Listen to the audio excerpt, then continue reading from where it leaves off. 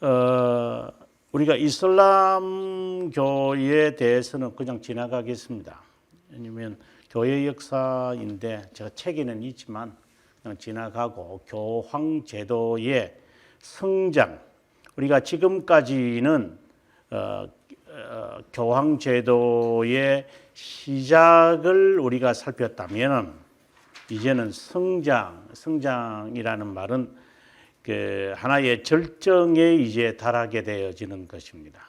우리가 교황 제도의 시작이 어떤 단계로 이제 왔느냐, 가장 마지막 이 부분에서 우리는 동방교회에 관한 지난 시간까지 우리가 살폈습니다. 교리 논쟁.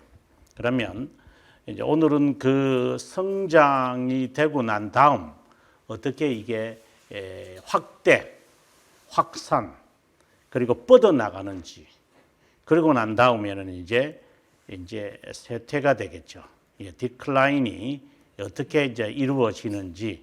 그래서 이 교황 성장의 부분에서 아주 좀 복잡하게 되어지는데, 먼저 여기 도표를 제가 하나 여러분들에게 그려놨습니다.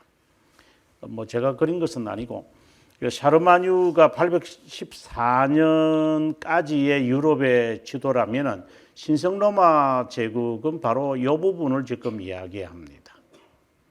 그러니까 지금 프랑스 전역이라고 보시면 좋고요. 이제 요 정도 되면 이제 이 부분이 프랑스고, 요게 이제 독일 쪽이 되겠습니다. 그리고 이것은 이탈리아가 되어지고, 요것은 이제 체코나 폴란드 쪽으로 이제 조금만 더 지나면 이제 이쪽이 폴란드 정도 되겠습니다. 그래서 이 신성로마 제국은 지금 같으면, 이렇게 딱 보면 지금 같으면 세 나라, 다시 말해서 독일과 그리고 프랑스와 그리고 이탈리아, 이 이탈리아와 프랑스와 독일로 나누어지게 되어지는 결정적 협약이 나타나는데 843년 베르등 이제 협약을 통해서 이 세 지역의 윤곽이 이제 서서히 드러나기 시작합니다. 베르등이라면 그냥 단순히 이제 샤르마뉴의 아들이었던 경건한 루이가 자신의 세 아들에게 이 땅을 분배하는, 마치 콘스탄티누스가 죽기 전에 자기의 세 아들과 이제 조카에게 나라를 사등분하는 것처럼 이제 이 나라가 혼자 하기가 어렵다는 것을 샤르마뉴는 감지한 거예요. 어떻게 한 임금이 전체를 감당할 수 있는 것인가? 그것을 이제 마음으로 염려했던 거죠. 그 다음에 또 하나는 이 베르등이라는 이 말이 이제 1차 세계대전에 오면 우리가 참고로 봅니다. 1차 세계대전 때 오면 이 프랑스와 독일의 이 전투에서 가장 치열한 그 장소가 베르등이었습니다. 여러분 1차 세계대전을 아시지만 이 뭐 100m 가고 오고 거기에서 이 사람들이 거기서 얼어 죽고 뭐 거기서 사람들이 수백만 명이 건 뭐 1천만 명 가량이 어려움을 당하는. 근데 지금 와서 생각하면 그 1차 세계 대전이 너무나도 무의미하지 않느냐. 그래서 여기 베르등 전쟁이 제일 유명하거든요. 거기서 100m도 진전 못 합니다. 1년이 지나도 그냥 그대로 있는 겁니다. 갔다가 뺏기고 갔다가 빼앗기고, 이런 전쟁을 이 사람들이 정말 무의미한, 사람만 죽고 이러한 것이 이제 베르등에서 있어진 하나의 전투였습니다. 그래서 베르등이라면 크게 두 가지를 생각하면 좋겠다. 하나는 세 나라로 나누어진다. 여기에서 나오는 이 독일과 프랑스와 이탈리아. 그다음에 1차 세계 대전의 최고 전쟁터였다. 이렇게 보시면 좋겠습니다. 그다음에 이제 요 서론적인 부분이 있는데 우리가 서론에 들어갈 때 여기 보시면은 교황제도 처음부터 중세교회를 제가 말할 때 교황제도의 시작과 발전을 우리가 봐야 한다. 그리고 교황제도가 무너진다. 교황제도가 무너지는 것은 교황제도를 뒷받침하고 있는 세 기둥이 있다. 하나는 수도원 운동이고, 그 다음에 하나는 십자군 운동이고, 그 다음에 하나는 스콜라주의다. 자, 이것을 요 성장에서 다 살피게 됩니다. 성장에서 우리가 살펴야 되는 이 세 기둥이 어떻게 교황제도와 이렇게 이제 하나가 되어져 가는 것인가, 이것을 주요 깊게 봐야만 합니다. 중세교회사에서 정말 중요하게 봐야 되는 게 바로 이겁니다. 어떻게 수도원 운동이 교황제도에, 그리고 스콜라주의가 어떻게 교황제도에, 십자군 운동이 어떻게 교황제도, 이러한 것을 보면서 교회의 그 외적 성장을 위해 어떤 잘못들과 어떤 시도와 어떤 음모가 있었는지, 그래서 우리는 우리의 자신을 볼 때 지금 한국 교회를 보면서 이제 성장이라는 미명 아래 지금 수도원 운동과 십자군 운동과 스콜라주의까지 어떻게 이것을 이용해 먹느냐. 그래서 성장의 동기부여를 이 로만 카톨릭이 어떻게 은밀하게 조작해내고 합리화시켰느냐. 자, 그 방법을 우리가 우리의 삶에서 그대로 적용합니다. 그래서 이게 교회의 타락에 대하여 배우려면 이 교황제도에 우리가 시작도 이제 거짓말로 시작을 했고, 그리고 그 전 단계로서 선교사들이 어떻게 이 선교를 목적으로, 복음을 전파한다는 목적으로 정교 유착을 하는 보니파치우스와 같은 사람, 그렇지 않고 순전하게 하는 사람, 이런 등등의 이야기가 있었고, 로마 가톨릭이 로마 교회라는 이름을 도용하면서 정치 세력과 유착을 하며 확대, 확산, 뻗어나가는 것이냐. 지금 교회가 뻗어나가고 성장하고 확장되는 것이 하나님의 뜻이라고 지금 교회의 지도자들이나 성도라고 빼고 사람들이 기독교인이라고 하는 사람들이 그렇게 수작을 부리는데, 정말 잘못된, 정말 잘못하는 사람들입니다. 그게 이제 로만 가톨릭이 하는 그 이 형태, 이게 그대로 옵니다. 왜냐하면 타락성이기 때문에 이 타락성이 어디 안 갑니다.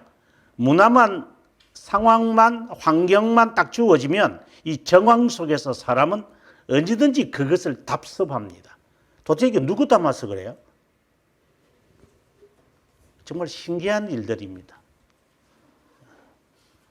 분명히 누구 닮았죠. 그래서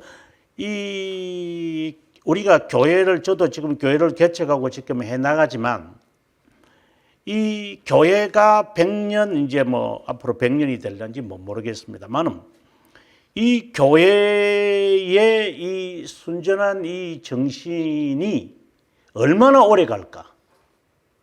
후임이 들어오고, 그 다음에 새로운 멤버가 들어오면서 희석되어진데, 로마 교회가 또 그리 되는 거죠.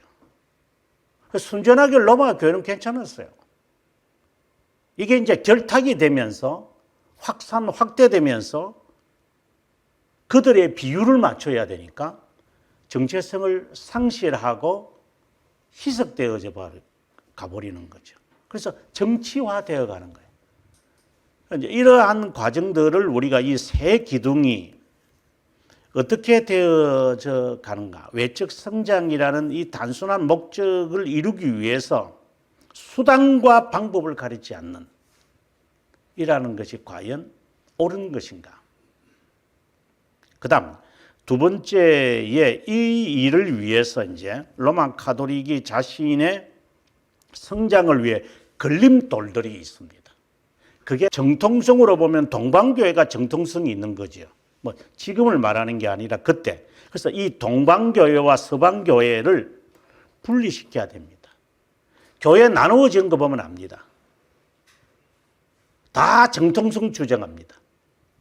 남의 잘못 지적하고 지가 다 똑똑한 거야. 다. 우리는 다 옳아요.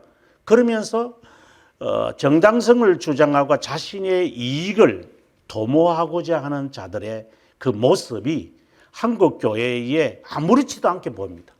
아무렇지도 않습니다. 그 당연한 것처럼 그게 교회라고 봅니다.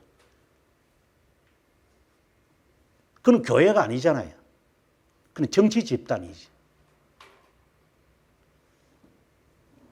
아니, 그렇다고 해서 뭐 분열되지 않고 하나 되는 교회가 참된 교회다. 그거는 또 그런 말을 하면 안 되죠. 제가 말하고 싶은 것은 이 분열이라는 것이 신앙의 문제고 교리의 문제라면, 진리의 문제라면 그건 분열돼야 돼요. 핍박을 받아가지고 되어져야 되는데 교회의 분열, 한국 교회의 분열도 마찬가지였지만 한국 교회 장로교회가 이렇게 분리되어져가는 과정, 저는 뭐 다른 교단은 모르겠지만 장로교회가 분열되어지는 게 진리의 문제로 분열된 적이 어디 있었습니까? 다 아집과 지도자들의 알력 때문에 이루어진 거잖아요. 하지만 그 가운데서 그래도 이제 살아보겠다고 몸부림치는 자들이 있죠.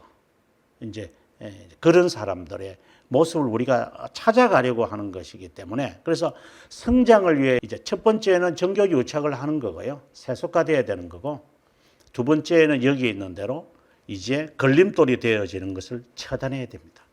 이게 두 번째 이야기입니다.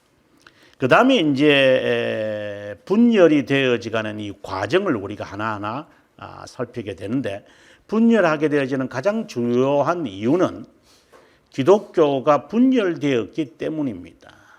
교회 분열이 세계사에서 너무나 빈번하게 일어났기 때문에 우리가 이것이 그냥 자연스러운 것인 줄 압니다. 교회 분열은 마음이 아픈 겁니다. 모든 분열의 원형을 우리가 1054년에서 이제 찾아낼 수 있습니다. 정말 정당한 분열은 교회 역사 지금 2000년에서 정당한 분열은 딱 하나밖에 없습니다. 칼빈성이 우리에게 말합니다. 종교개혁이다. 종교개혁도 분열이잖아요. 진리를 위한, 진리를 향한 분열은 교회 역사에서 종교개혁 외에는 없다. 지금 우리가 동방교회와 서방교회 분열을 보지만 이게 진리에 관한 거 아닙니다.